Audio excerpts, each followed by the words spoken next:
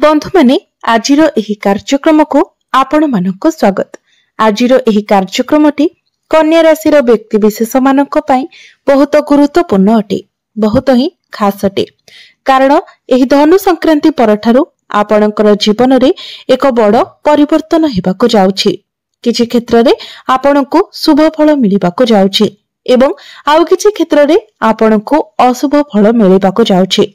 कारण धनु संक्रांति दिन सूर्य निजर राशि परिवर्तन करुछंती एवं एहा परे अन्य केतेक ग्रह मध्य निजर राशि परिवर्तन करुछंती, जहार प्रभाव रे आपणक जीवन रे किछि परिवर्तन आसीबाको जाउछि।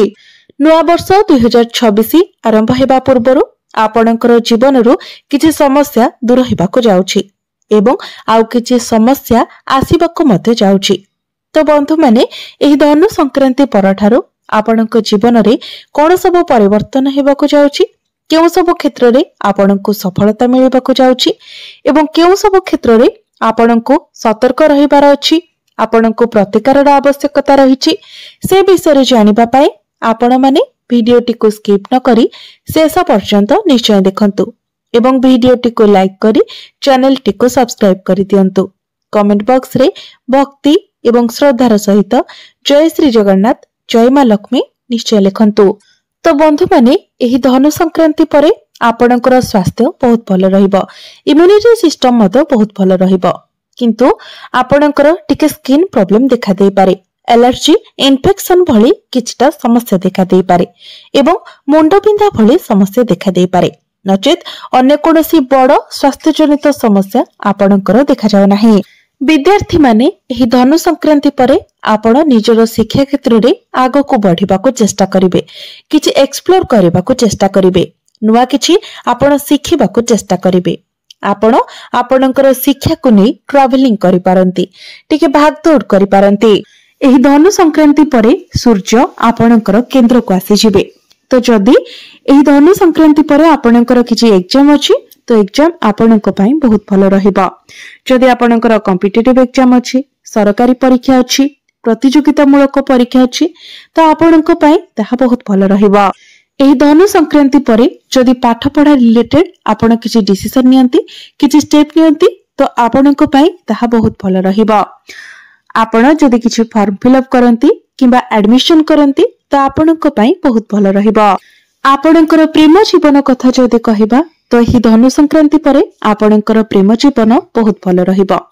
पूर्वरु जदि आपणक मध्यरे कोनोसी मनांतर मतांतर थिला, किछि मतभेद थिला तो से सब दूर होई जिवो। आपणक मध्यरे भल पाइबा बढ़िबो, बुझामणा बढ़िबो, आपण परस्पर प्रति बहुत केयरिंग रहिबे, आपण परस्परर भूल को बुझी पारिबे, किंतु आपणक मध्यरे टिके जिद्दी स्वभाव रहिबो। जेहेतु शनिकर दृष्टि आपणकर प्रथम भाव उपरे रहुछि तेनु आपणक मध्यरे टिके जिद्दी स्वभाव देखा देबो। छोट छोट कथा को नेकी आपण जिद करिवे, आपण आपणकर पार्टनर को निज हिसाब रे चलाइबाको पसंद करिवे। तो ए सब नेचर को आपण आपणक ठारू दूरे रखिबाको चेष्टा करंतु, कारण आपणकर ए सब नेचर पई आपणकर प्रेम जीवन रे समस्या हेबो। तेनु ए सब को जदि आपण दूरे दियंती तो आपणकर प्रेम जीवन बहुत भल रहिबा। आपणकर वैवाहिक जीवन कथा जदि कहिबा तो एही धनु संक्रांति परे आपणकर जीवन साथी टिके मूडी नेचर रहिबे, कारण आपणकर सप्तम भावरे शनि गोचर करूछंती, जे कारणरु कि आपणकर जीवन साथी टिके जिद्दी स्वभावर रहिबे एवं मूडी स्वभावर रहिबे। तेबे शनिकर दृष्टि प्रथम भाव उपरे रहुतिबा कारणरु आपण मध्ये टिके जिद्दी स्वभावर रहिबे। तो आपणक मध्यरे जीत रहिबा एवं आपणक जीवन साथीक मध्यरे मध्य जीत रहिबा। किंतु गुरु जेहेतु केंद्र रे गोचर करूछंती तो आपणक मध्यरे जेते लढई झगड़ा हेले मध्य, जेते मनांतर मतांतर हेले मध्य गुरु आपणक मध्यरे सब किछि ठीक कराइ देबे। आपणक मध्यरे कनेक्शन बहुत स्ट्रांग रहिबा। आपणकर जीवन साथी को किछि बड़ अचीवमेंट मध्य मिलि पारे। तांकर कैरियर रे तांको कोनोसी गोटे भलो खबर मिलि पारे, कैरियर रिलेटेड किछि भी गोटे खुशी खबर तांको मिलि पारे। भाग्य कथा जदि कहिबा तो ही धनु संक्रांति परे आपणकर भाग्य प्रबल रहिबो, अर्थात आपण अल्प परिश्रम रे अधिक सफलता हासिल करि पारिबे। आपणकर अटकी रहिथिबा कार्य आगको बढ़िबो। तो आपण जहाँ सब योजना करथिले ताहाको आपण कार्य रे परिणत करंतु, कारण आपणको निश्चित भाबरे सफलता मिलिबो। एही धनु संक्रांति परे आपण किछि नूतन भूमि, जमी, प्रॉपर्टी इत्यादि किनि पारंती। कोनोसी नूतन गृह निर्माण करि पारंती। Stock market, share market, trading ए सबरे आपण किछि इन्वेस्ट करि पारंती। आपणकर गृह रे एही धनु संक्रांति परे कोनोसी शुभ मांगलिक कार्यर आयोजन होई पारे। एही धनु संक्रांति परे कोनोसी दिगरु आपणकु बड़ धन लाभ होई पारे। कैरियर कथा जदि कहिबा तो ही धनु संक्रांति परे आपणकर कैरियर बहुत भल रहिबो।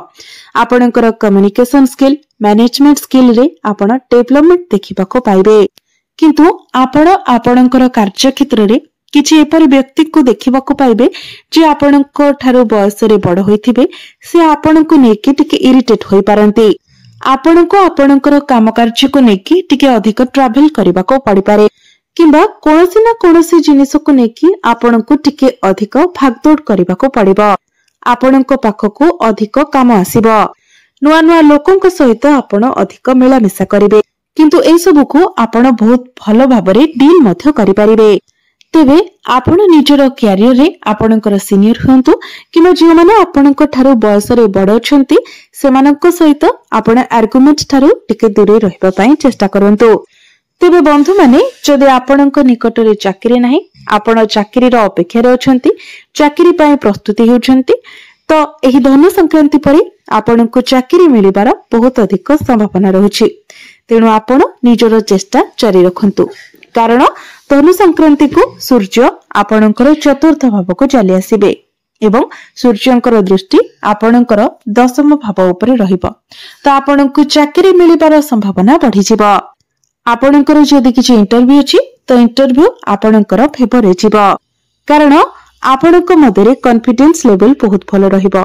आपण बहुत एनर्जेटिक मथे रहिबे। सरकारी क्षेत्र रो आपणको लाभ प्राप्ति हेबो।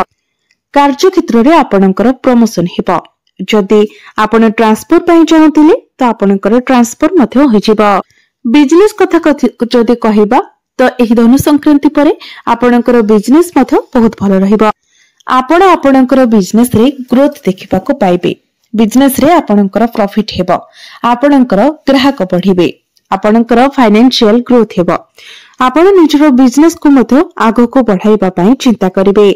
तेबे एही धनु संक्रांति परे आपण आपणकर परिवार को नै केवाडे बुलिबाको जाई पारंती, जहा फଳରେ आपण निजरो टंका मथे खर्च करि पारंती।